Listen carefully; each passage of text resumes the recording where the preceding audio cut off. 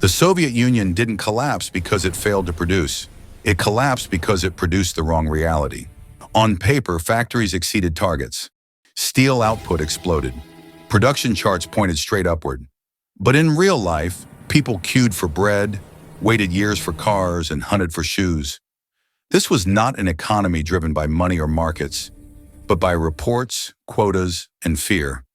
An empire built on numbers, where growth was real on paper, and poverty was real everywhere else. This is the story of the economy that fooled itself. After the 1917 Bolshevik Revolution, the Soviet leadership rejected markets entirely. Prices, profits, and competition were labeled chaotic and dangerous. In their place came central planning. By 1928, under Joseph Stalin, the Soviet Union launched the first five-year plan. From Moscow, planners decided how much steel to produce, how many tractors to build, how many shoes each factory must deliver. The agency at the center of it all was Gosplan, the State Planning Committee. The goal was simple and ambitious: transform a largely agrarian society into an industrial superpower, fast. And on paper it worked.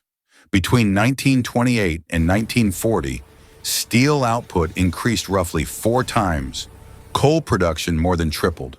The USSR became the world's largest producer of tractors. The numbers were stunning. The reports were triumphant, but the numbers were lying. In a planned economy, success wasn't measured by usefulness or quality, only by meeting quotas. Factories were rewarded for hitting numeric targets, not for producing things people actually needed. So managers learned to game the system. If a factory was told to produce 100 tons of nails, it made huge, unusable nails. If it was told to produce 100,000 nails, it made tiny, fragile ones. Both met the target. Neither served the public. This behavior had a name: storming.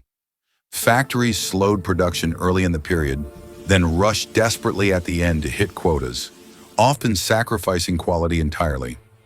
Economic historian János Kornai later described the result as a system of chronic shortage, not because the USSR couldn't produce, but because it produced the wrong things, in the wrong proportions, at the wrong time. Official Soviet statistics showed constant growth.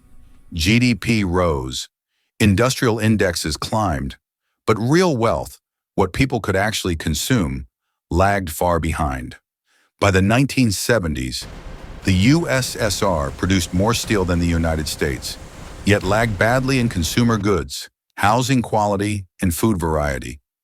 A Soviet citizen might earn a stable wage, but money often couldn't buy anything. Refrigerators had waiting lists. Cars required years of registration. Basic food items disappeared without warning. This wasn't inequality in the capitalist sense. It was scarcity shared almost equally. Economist Alec Nove called it over-industrialization at the expense of human welfare. The economy grew heavier, not richer. At the heart of the failure was information. Markets use prices to signal what's scarce, what's valuable, what people want. The Soviet system suppressed prices as signals.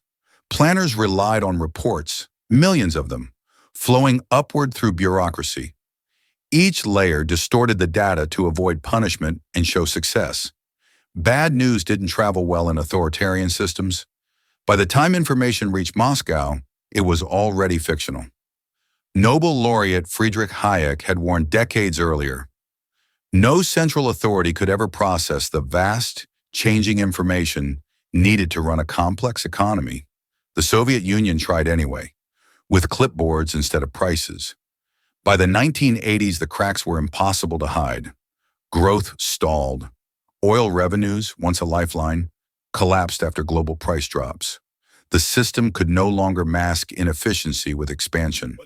When Mikhail Gorbachev introduced Perestroika, limited reforms, it exposed how fragile the system truly was. Factories survived on paper logic. Once real constraints appeared, they failed rapidly.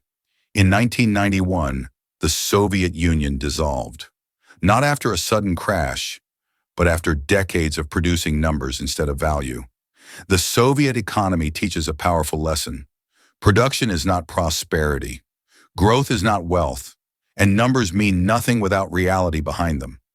It was an economy that conquered charts, but never conquered everyday life. An economy that worked perfectly, only on paper.